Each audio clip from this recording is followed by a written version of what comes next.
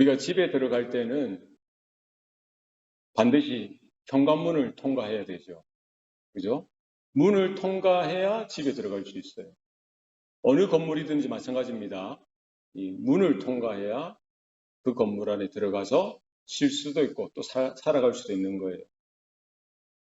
우리가 하나님의 구원에 들어가기 위해서 또 마찬가지입니다. 회심이라는 문을 통과해야 돼요. 회개라는 문을 통과해야 우리가 하나님이 주시는 은혜에도 들어갈 수 있고 하나님이 주시는 구원, 하나님의 나라, 천국에도 들어갈 수 있는 거예요. 회개 없이는 믿음도 없고 회개 없이는 은혜도 없어요. 우리가 변화되어서 자복하고 돌이켜서 변화되어지는 이 회심, 회개가 없이는 우리가 결코 하나님 앞에 갈 수 없는 거예요. 하나님의 은혜도 없고 하나님의 믿음도 하나님의 주시는 구원도 하나님의 주시는 복도 누릴 수가 없는 것입니다. 예수님께서 공생애를 시작하시면서 가장 먼저 주셨던 메시지가 뭡니까? 회개하라, 천국이 가까이 왔느니라. 천국을 맞이하기 위해서 하나님의 나라에 들어가기 위해서는 뭐가 필수적입니까? 뭐가 관문이라는 거예요? 회개가 관문이라는 거예요. 우리가 복음을 듣습니다. 복음을 듣고요. 어떻게 돼요? 그 진리의 빛이, 복음의 빛이 우리 가운데 비춰지면은 내가 얼마나 자격이 없고 내 안에 얼마나 엄청난 죄악이 있고 내가 죄인인 것을 그 하나님의 복음의 빛 가운데 비추임을 받을 때 깨닫게 되어져요. 그래서 내가 정말 하나님의 진노하심과 심판을 벗어날 수 없다는 거예요. 지금 내가 죽으면은 곧바로 지옥에 들어갈 수밖에 없는, 그래도 전혀 이상할 것 없는 나 자신을 발견하게 되어지죠. 그러면 절망할 수밖에 없는 거예요. 얼마나 내가 초라하고 얼마나 내가 비참한 존재인가를 직면할 수밖에 없는 거예요. 내가 어떻게 살 수 있을까? 내가 어떻게 회복할 수 있을까? 예? 도저히 나한테는, 내 안에는 1%가 뭡니까? 0.00001%도 나에게는 어떤 소망이 없는 거죠. 능력도 없는 거예요. 그 자신에 대해서 절망하고요. 내가 회개하고 자복하고 죄인인 것을 인정하고 어떻게 해요? 그 하나님이 주시는 무한한 사랑, 그 은혜를 구할 수밖에 없는 거예요. 하나님의 긍휼하심과 하나님의 용서하심 앞에 서서 간구할 수밖에 없는 거예요. 그렇죠? 이런 회개, 내가 회개해서 돌이키는, 하나님께로 돌이키는 회심이 없이는 결코 우리는 하나님의 은혜 가운데로, 하나님의 구원 가운데로, 하나님의 나라, 다가올 그 천국 가운데로 들어갈 자가 한 사람도 없다는 거예요. 그러니까 우리가 처음 예수 믿을 때도 마찬가지고요. 우리가 영적으로 자라나고 성장하는 우리의 신앙이 더욱더 순결해지고 우리 안에 그 순전한 복음을 지키고 우리의 믿음을 지키는 그 방편도 뭐가 날마다 있어야 되는 거예요? 회개하는 삶. 그죠? 내가 누렸던, 처음 복음을 들었을 때 내가 회심하고 회개했던 이 사실에 대해서 날마다 서는 거예요. 날마다 자기를 부인하고 자기 십자가를 지라고 하셨던 주님, 그 제자들의 발을 씻겨주셨던 그 주님, 날마다 발을 씻어야 되는, 회개하고 또 돌이키는, 날마다 하나님 앞으로 나아가는, 진리 앞으로, 복음 앞으로 나아가는 그런 은혜를 우리가 구해야 될 줄로 믿습니다. 그래서 우리에게 있는, 나에게 있는 회심, 그죠? 우리가 회개하고 회심했잖아요. 그죠? 이 회심이 어떠한 것인지 우리가 분명히 봐야 돼요. 정말 내한테 있는 회심, 이 회개가 진짜냐? 날마다 확인해야 되는 거죠. 그래서 우리가 회개하고 회심할 때 내가 세상을 향했던 내가 누구를 향해 돌아서는 거예요? 하나님을 향해 돌아서는 거예요. 세상의 쾌락을 추구하고 세상에 잘 사는 것, 성공하고 하는 것을 추구했던 내가 돌이켜서 하나님을 기뻐하고 하나님을 즐거워하고 하나님의 나라를 소망하는 대로 돌이키는 것이죠. 그래서 우리가 복음을 듣고 회개하고 회심하면은 반드시 나타나야 될 요건이 있는 거죠. 우리가 회심하게 되어지면은 뭐가 먼저 일어납니까? 믿음이 일어나는 거죠. 누구를 믿습니까? 하나님을 믿는 믿음이죠. 오늘 본문에 뭐라고 말씀합니까? 그러므로 형제들아, 하나님의 모든 자비하심으로 너희를 원하노니 너희 몸을 하나님이 기뻐하시는 거룩한 산 제물로 드리라. 아멘입니까? 예전에는 하나님이 뭡니까? 하나님을 믿지 않았어요. 누구를 믿었어요? 나를 믿었어요. 내 능력을 믿었죠. 내가 가진 돈을 믿었습니다. 내가 가진 경험을 믿었고요. 내 실력을 믿었고요. 내게 있는 어떤 우연 혹은 운, 행운을 믿었죠. 또 내 주위에 있는 뭐 좀 잘 나가는 사람들을 의지하고 믿었어요. 그러니까 하나님을 믿지 않았습니다. 그러나 우리 안에 회개가 일어나고 회심이 일어나면은요, 어떻게 되는 거예요? 나를 향했던 혹은 세상을 향했던 그 믿음, 그 신념, 신뢰가 어디로 바뀌는 거예요? 하나님을 향해 바뀌게 되더라. 이제는 오늘 본문에서 말씀하신 것처럼 하나님의 모든 자비하심, 누구의 자비하심이에요? 하나님의 자비하심, 하나님의 은혜를 구하는 쪽으로 바뀌는 거죠. 예전에는 내가 기뻐하는 삶, 내가 기뻐하는 인생, 내가 주인이 되는 인생, 그것을 향해 쫓아갔다면 이제는 예수 믿고 회개하고 돌이키고 나서는 어떻게 합니까? 하나님이 기뻐하시는 인생, 하나님이 기뻐하시는 삶, 하나님이 기뻐하시는 것으로 변화되어지게 되더라는 거죠. 그러니까 우리가 교회에 나오고 신앙생활 하면서도 늘 언제나 분별해야 되는 것이 있습니다. 정말 내 안에 믿음이 있다고 하는데, 내가 믿는다라고 말은 하는데 정말 그 믿음이 진짜냐, 참되냐를 어떻게 분별할 수 있어요? 진짜 내가 믿는 게 뭐냐는 거예요. 그걸 어떻게 분별할 수 있습니까? 하나님이 기뻐하시는 것을 구하느냐, 아니면 내가 기뻐하는 것을 구하느냐, 혹은 다른 어떤 사람이 기뻐하는 것을 구하느냐, 이것을 분별하면 우리가 알 수 있어요. 세상에서도 마찬가지고 우리가 하는 모든 일들도 마찬가지입니다. 하나님이 기뻐하시는 거룩한 산 제물이 되어야 합니다. 내 말하는 것, 내가 결정하고 내가 선택하고 행하는 모든 일들, 거기에 누가 기뻐하는가, 누구를 기쁘게 하는 것인가를 분별하면 되죠. 우리가 교회에 와서 신앙생활하는 것, 그죠? 교회 생활하는 것도 마찬가지예요. 예배 드리는 것도 마찬가지예요.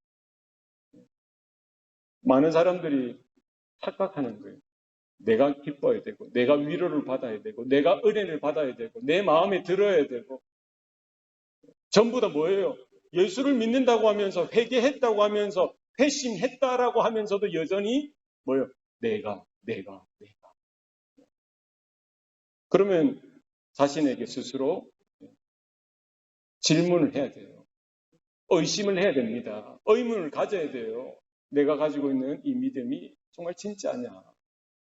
나의 회개가, 나의 회심이 참된 것이냐? 여기 질문을 해서 돌이켜야 돼요.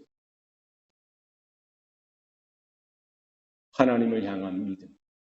하나님만을 신뢰하고, 하나님만을 의지하고, 하나님만을 바라보고, 그 은혜만을 구하고, 그 긍휼히 여기시는 그 하나님의 자비만을 구하는 대로 나아가는 것. 그것이 우리의 믿음의 내용이고요. 그 결과로 우리가 하는 모든 일들 가운데 누가 기뻐하시는 거예요? 하나님이 기뻐하시는, 하나님이 인정하시는 그런 예배, 그런 삶의 내용이 되어야 할 줄로 믿습니다. 회심이 일어나면은요, 우리의 믿음이 생겨나죠. 예전에는 세상을 향했고 내 자신을 향했던 아니면 어떤 사람이나 어떤 다른 존재, 뭐 돈이라든지 권력이라든지 인기라든지 그것을 더 신뢰하고 그것을 더 믿었다라고 한다면 뭐예요? 회심이 일어나면, 회개가 일어나면 그 모든 것이 바뀌는 거예요. 누구로? 하나님을 향한 신뢰, 하나님을 향한 믿음으로 바뀌는 거예요. 뿐만 아니라 그 믿음에 걸쳐서 뭐가 생겨나는 거예요? 우리 삶의 변화가 일어나게 돼요. 입술로 믿습니다, 믿습니다. 마음으로 믿습니다, 믿습니다 하고 그냥 아무렇지도 않으면 똑같으면 그건 문제가 있는 거죠. 회심이 정말 회개가 일어나면 뭐가 생겨날 수밖에 없어요? 우리 행동의 변화가 일어날 수밖에 없어요. 우리 삶이 변화되어질 수밖에 없는 거예요. 왜요?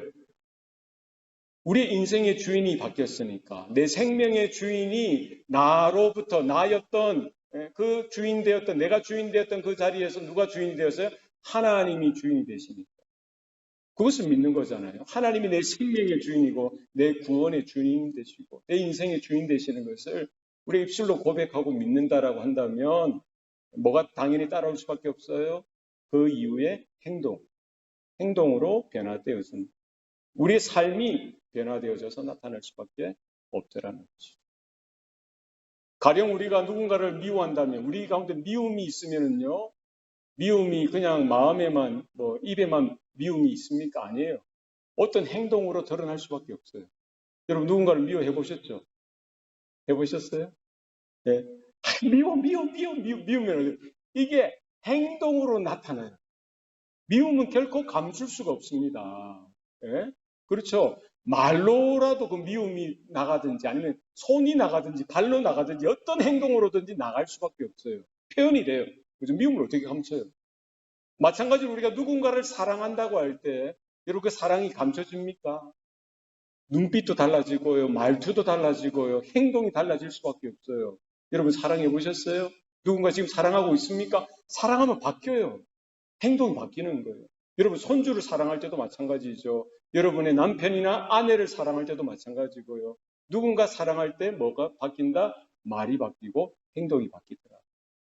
마찬가지로 우리가 믿는다, 하나님을 믿는다고 할 때 우리의 행동이 바뀌게 되어지죠.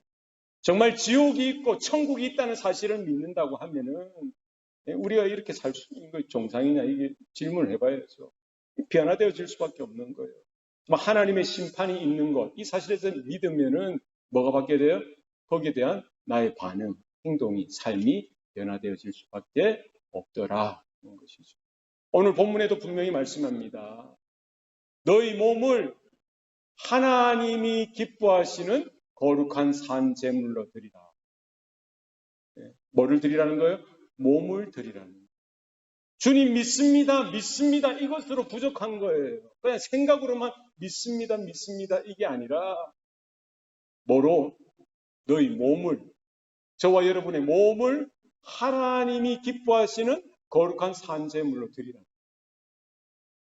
뭐를 요구하고 계신 거예요? 변화된 삶을 하나님은 기다리고 계십니다.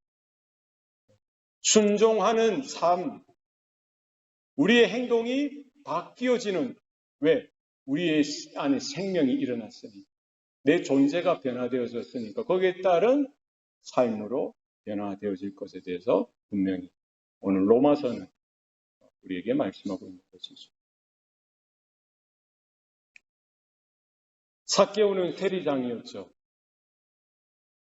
로마 정부를 대신해서 동족 이스라엘 민족들에게 뭐를 거뒀어요? 세금을 거두는 일을 했습니다. 그 중에서 세리장이니까 최고의 자리죠.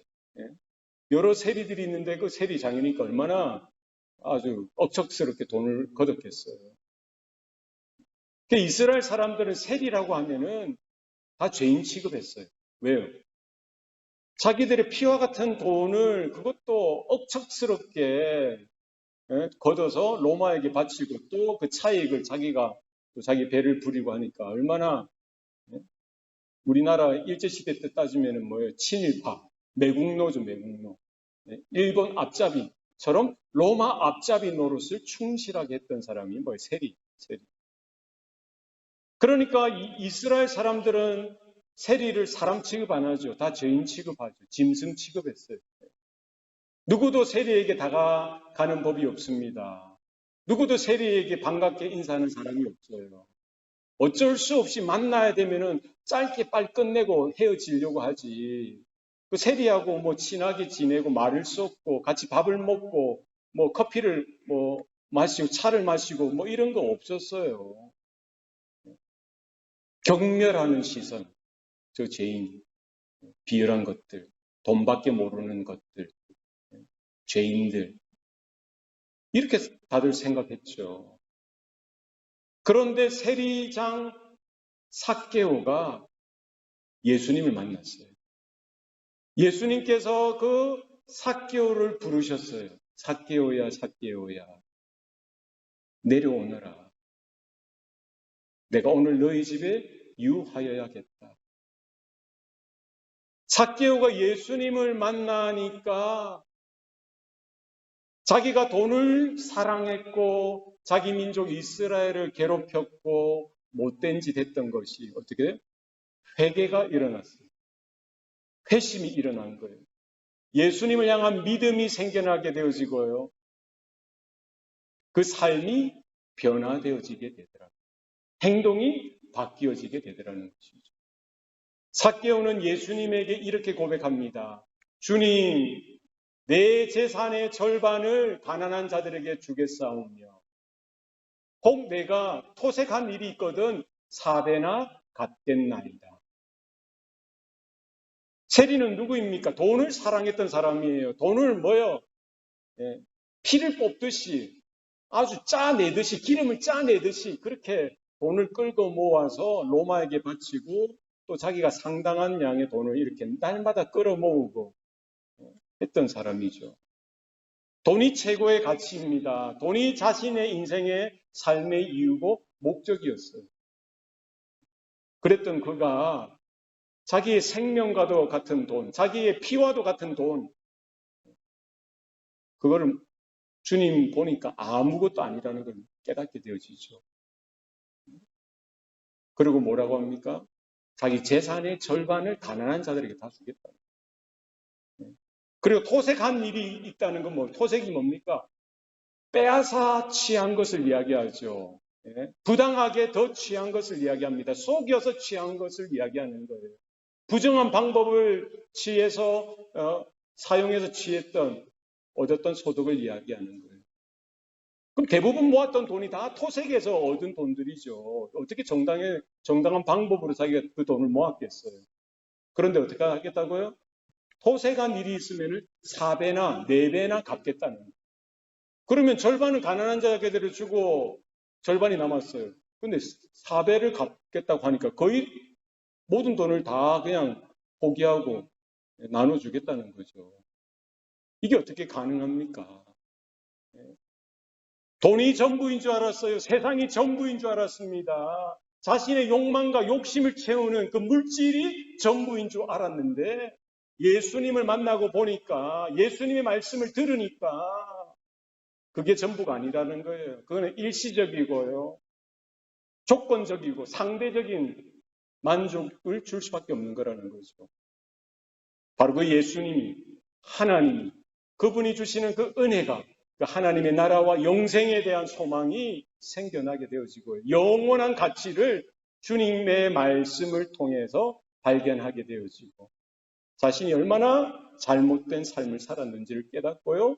어떻게 그 깨달은 것으로만 끝난 것이 아니라 회개하고 회심하여 돌이키는 것이죠. 그게 믿음으로 드러나고 고백으로 나타나고 삶의 변화로 행동의 수정으로 행동이 천지가 개벽할 만큼 변화되어지는 삶으로 나타나게 되더랍니다.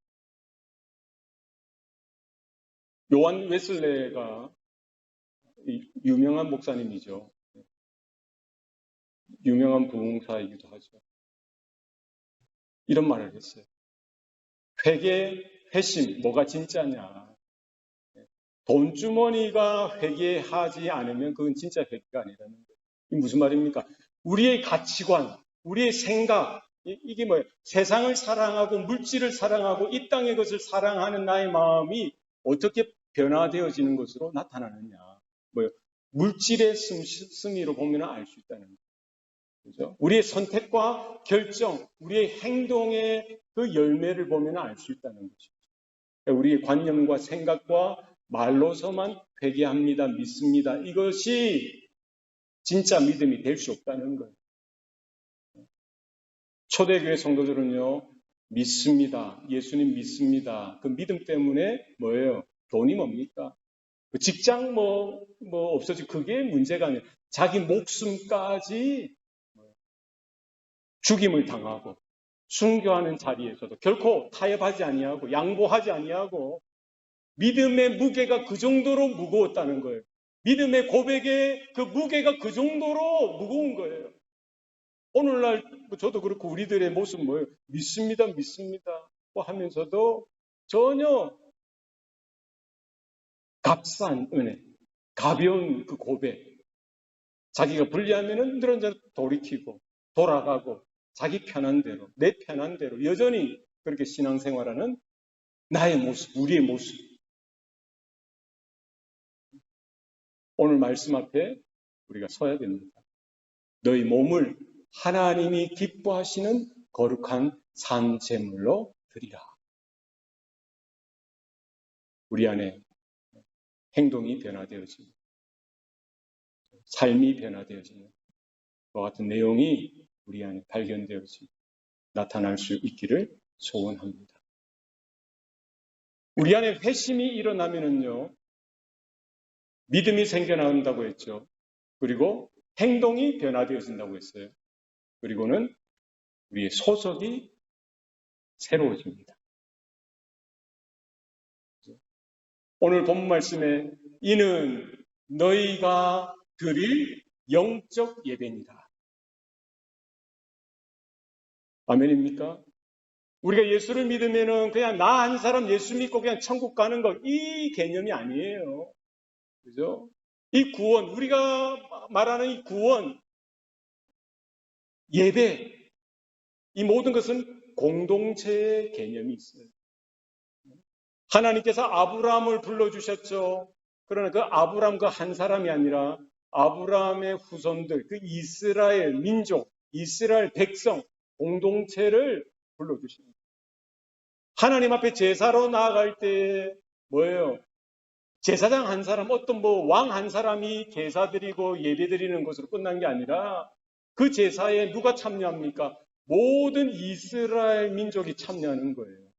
부자든 가난한 사람이든 잘 배운 사람이든 못 배운 사람이든 나이가 많은 사람이든 나이가 어린 아이든 남자든 여자든 누구든지 이스라엘이면은 여호와를 경외하는 모든 사람은 그 제사에 참여하는 거예요. 뭐예요?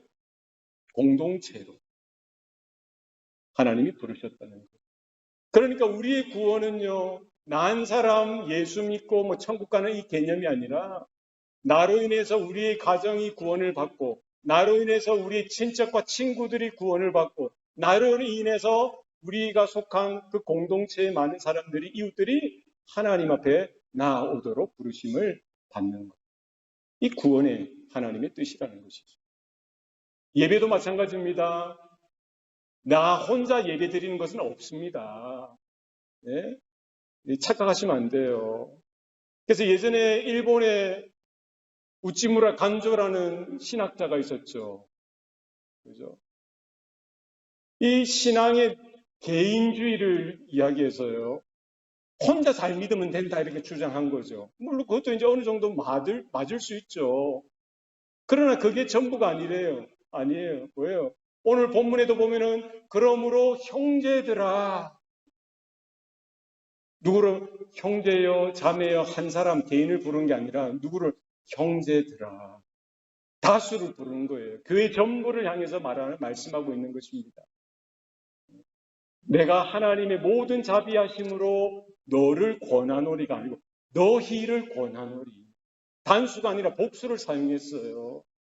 이는 네가 드릴 영적 예배니라 이렇게 말씀하지 아니하셨고 이는 너희가 드릴 영적 예배니라. 단수가 아니라 복수죠. 한 사람이 아니라 뭐예요? 한 사람 한 사람 모인 그 무리들을 향해서 말씀하고 있는 것이죠. 그죠? 그러니까 내가 예수 믿는다는 것은 그 고백은 뭐예요? 나 한 사람 예수 믿는 거로 끝나는 게 아니라 그 부르심은 어디로의 부르심이에요? 주님의 몸된 교회로의 부르심이라는 거예요. 하나님 나라로의 부르심입니다. 하나님 백성, 그죠? 하나님의 가족으로의 부르심이라는 거예요. 그러니까 우리가 예수 믿고 나서 우리의 존재, 우리의 정체성은 어떻게 되는 거예요? 내 개인, 나 한 사람 예수 믿고 잘 살면 되는 거지. 이게 아닙니다. 결코 그럴 수 없는 거예요. 정말 내 안에 있는 믿음이 진짜라고 한다면 내 옆에 있는 형제들, 내 옆에 있는 자매들을 생각하지 아니할 수가 없는 거예요. 주님의 몸으로서의 교회로 우리가 부름을 받은 줄로 믿습니다. 베드로가 이렇게 고백합니다. 주는 그리스도시요 살아계신 하나님의 아들이십니다. 예수님이 그 고백을 들으시고 칭찬하시죠. 바요나 시모나 잘했다. 이를 너에게 알게 하니는 너희 육신이 아니라 하늘에 계신 내 아버지이십니다. 하시면서 약속을 해주십니다. 내가 이 반석 위에 내 교회를 세우리니 음부의 권세가 이기지 못하리라. 주님께서 반석 위에 그리스도의 그 말씀, 복음의 터 위에 그 고백의 터 위에 주님의 몸된 교회를 세우신다라고 분명히 말씀하시죠. 그러니까 우리가 모인 이 교회 공동체로서 주님의 몸으로서 우리가 부름을 받았다는 거예요. 그래서 우리가 믿고 우리의 믿음이 순전하고요. 우리가 진리를 사수하고 우리의 믿음을 지켜내기 위해서는 뭐예요? 나 혼자 잘 믿으면 되지. 이건 있을 수가 없어요. 뭐 천상천하 유아독전, 독불장군처럼 결코 그럴 수 없습니다. 주님의 몸으로서 연합하고 몸된 교회에 소속되어져야 내 안에 믿음을, 내 안에 회심의 이 증거를,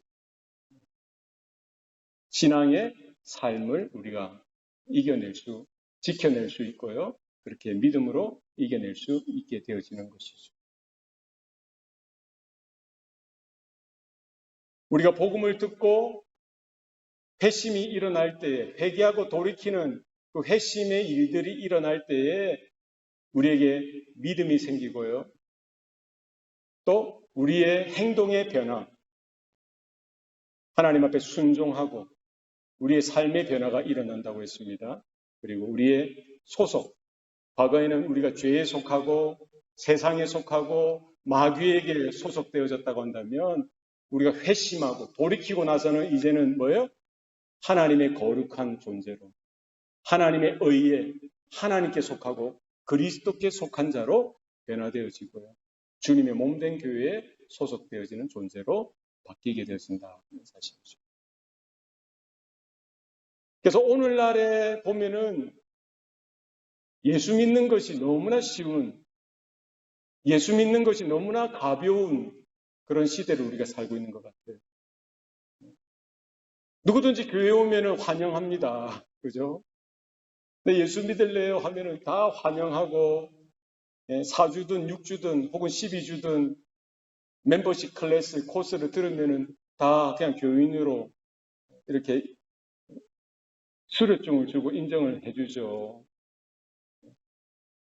그러나 초대교회, 오늘 로마서가 읽혀지던 그 초대교회, 로마 황제의 핍박이 박해가 심했던 그 초대교회 때는요, 교인이 되는 것은 쉬운 일이 아니었어요. 왜 그렇습니까? 예수 믿는 것 때문에 핍박을 받고 박해를 받았어요. 예수 믿는 것 때문에 공격을 당하고요. 예수 믿는 것 때문에 삶의 터전이 하루아침에 날아가기도 하고 죽임을 당하기도 하던 그때입니다. 그러니까 일상에서 못 사니까 카타콤에 들어가지 않습니까? 오늘 중국이나 북한을 생각해 보십시오. 그들이 어떻게 예수 믿는다고 이렇게 공개적으로 이야기할 수 있습니까? 다 지하로 숨잖아요. 언더그라운드 철치가 형성되어지는 거예요. 예? 로마 시대 때도 그랬죠. 그러니까 예수 믿겠다고 오면은 아이고 어서 오세요, 잘 오세요 하면서 뭐 4주 동안 뭐 하고 6개월 동안 성경 공부하고 학습하고 세례주고 그러면 우리 교인입니다. 이렇게 합니까? 못하죠. 그때는 어떻게 해요? 예수 믿겠다고 오면은 경계를 하는 거예요. 진짜 그 사람이 예수 믿는 건지, 그 사람이 믿는다고 하는 그 믿음의 고백이 진짜인지 살펴보는 거예요. 왜? 로마 황제 스파이일 수도 있잖아요. 그죠? 스파이일 수 있죠. 예수 믿는 척하고 들어와가지고 간접질 하지 않습니까? 그러면서 그 거점들을 다 확인하고 군대를 동원해서 군사들 데려와서 다 잡아가면 어떡해요? 그러니까 못 믿는 거죠. 경계를 해야 돼요. 확인을 해야 됩니다. 그 사람의 믿음이 진짜인지, 그 사람이 회개하고 회심했다고 하는 것이 진짜인지. 말로만 믿습니다. 그걸로 볼 수 없는 거예요. 행동이. 정말 믿음 때문에 목숨까지도 버릴 수 있을 정도의 순전한 모습이 있는지 확인하는 거예요. 그리고 그걸 하루아침에 할 수 있습니까? 한 달, 두 달 만에 할 수 있어요? 보통 3년이 걸렸다고요. 3년 동안 살펴보고 교제하고 보면서 정말 그 사람의 믿음이 진짜이고 그 사람의 회개가 진짜이고 그 사람이 정말 예수님의 이름 때문에 예수님의 복음 때문에 자기에게 있는 어떤 것도 다 아낌없이 희생할 준비가 되어 있구나. 자기를 위해 사는 자도 없고 자기를 위해 죽는 자도 없다고 했죠. 살아도 주를 위하여 살고 죽어도 주를 위하여 죽는다고 했습니다. 그러므로 사나 죽으나 우리는 누구의 것이라고요? 예수님의 것이라는. 그러니까 자신을 위해서 사는 게 아니에요. 자기의 영광을 위해 사는 거 아닙니다. 자기가 주인 되어지지 않습니다. 이것을 철저하게 검증하고 검증해서 저 사람도 정말 우리 복음으로 예수님의 십자가의 복음으로 정말 회심하고 회개하고 저에게 있는 믿음이 참된 믿음이구나. 정말 변화되어진 삶, 희생을 각오하고 날마다 자기를 부인하고 자기 십자가를 지고 살아가는 삶이 확인되어지고요. 그러면은 어떻게 합니까? 교회의 일원으로 주님의 몸된 교회로 받아들였다고 합니다. 오늘날은 어떻습니까? 오늘날 어때요? 목사도 마찬가지고요. 우리 성도들도 그렇지 않습니까? 내 마음에 싫으면은 옷 갈아입듯이 그냥 교회를 갈아타요. 이 교회도 갔다가 저 교회도 갔다가 얼마나 그래 잘 바꾸는지. 네? 내 마음에 불편하면은 내가 싫으면은 그냥 교회 떠나는 게 그냥 비일비재한 거예요. 고민해 봐야 됩니다. 초대교회 성도들을 바라보면서 오늘 로마서 12장 1절 말씀 통해서 내가 가지고 있는 이 믿음 진짜인지 내가 하나님 앞에서 회개하고 회심한 증거가 나에게 분명히 있는지 이제는 세상의 어떤 잘 사는 것, 잘 되는 것, 그러니까 평탄하게 사는 것을 위해서 사는 존재가 아니라 하나님의 나라, 주님의 십자가의 복음, 하나님의 영광을 구하고 날마다 죄와 싸워 피 흘리기까지 싸워서 하나님이 거룩하게 삼아주셨던 그 성도의 성도됨을 내가 지켜내기 위해서 내 말도 나오는 대로 안 하고 성질도 죽이고 행동도 죽이고 날마다 죽는 것 외에는 답이 없는 존재다. 그쪽으로 봐야 되지 않겠습니까? 오늘 저와 여러분 가운데 주님께서 십자가에 피 흘려 죽으셨던 그 은혜, 그 사랑 통해서 우리로 하여금 그 피값 주고 사신 그 성도의 존재로서 하나님이 기뻐하시는 것과 같은 회심의 증거들로 우리의 믿음과 우리의 변화된 삶 그리고 교회로 부름받은 우리의 존재들로 날마다 하나님 앞에 응답하고 믿음으로 날마다 순전함으로 저는 저와 여러분의 삶이 되시기를 축복합니다. 기도하시겠습니다. 우리 합심해서 우리 동성으로 기도하면 좋겠습니다. 오늘 주신 말씀처럼 하나님 정말 나에게 있는 믿음이 진짜인지 내게 있는 이 회개와 회심의 모습이 참된 것인지 날마다 말씀에 비추어서 우리가 볼 때 여전히 부족하고 자신 없는 나의 모습입니다. 주님 불쌍히 여겨주십시오. 이제는 내가 주인이 되어지지 아니하고 이제는 내게 있는 어떤 경험이나 능력이나 내 원함을 내세우지 아니하고 2000년 전에 주님께서 십자가 달려 돌아가셨을 때에 그 옆에 그 주님과 함께 나도 죽었음을 날마다 확인하면서 이제는 죄에 대하여 나는 날마다 죽은 자로서 하나님의 의에 대해서는 살아있는 자로서 내가 그렇게 여기도록 하겠습니다. 믿음으로 변화되어지는 삶을 추구하고 날마다 십자가를 지고 날마다 자기를 부인하여 주님을 쫓아가는 삶이 되어지길 원합니다. 주님의 몸된 교회를 든든히 세우는 주님이 맡겨주신 우리 가정을 믿음으로 말씀으로 세우는 그 일에 우리가 집중하길 원합니다. 우리 합심해서 공성으로 기도하시겠습니다. 살아계신 아버지 하나님 감사합니다. 하나님 들어주시옵소서. 불쌍히 여겨주시옵소서. 하나님 오늘 주신 말씀 함께 세우지게 하여 주셔서 하나님의 모든 자비하심으로 권하여 주실 때에 이제 하나님의 은혜만을 구하길 원합니다. 하나님의 긍휼하심만을 구하며 하나님의 나라와 하나님의 영광을 구하고 하나님의 의를 구하며 이 땅에 소망을 두지 않게 하시고 하나님의 나라의 소망을 품고 날마다 회개하며 자복하며 돌이키는 은혜가 나에게 있게 하여 주시옵소서.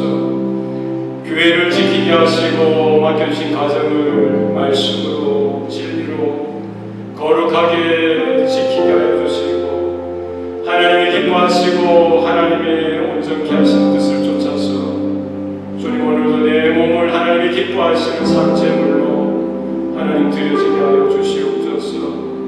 내가 죽겠습니다. 내가 죽어지기를 원합니다.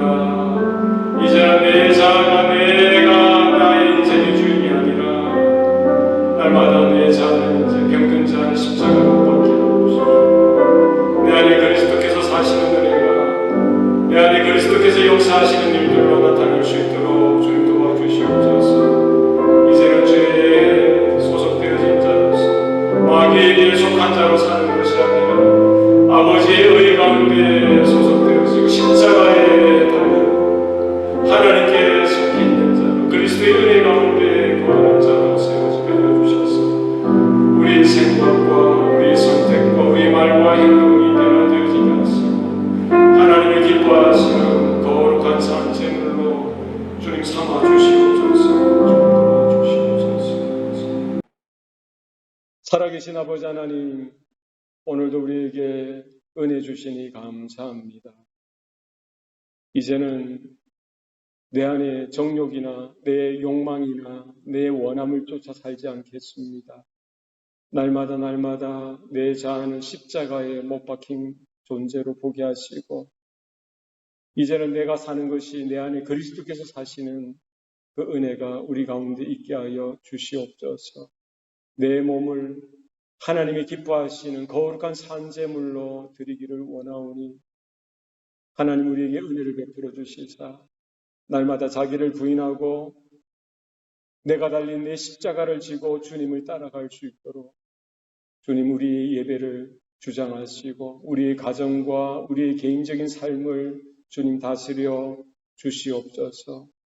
그리하여 말만 번들어한 우리의 믿음이 아니라 정말 우리의 존재가 변화되어지고 우리의 삶이 우리의 행동이 온전히 진리 가운데 매여서 성령의 그 소욕을 쫓아서 날마다 순종함으로 결론 나는 우리의 모습이 되게 주님 도와주시옵소서.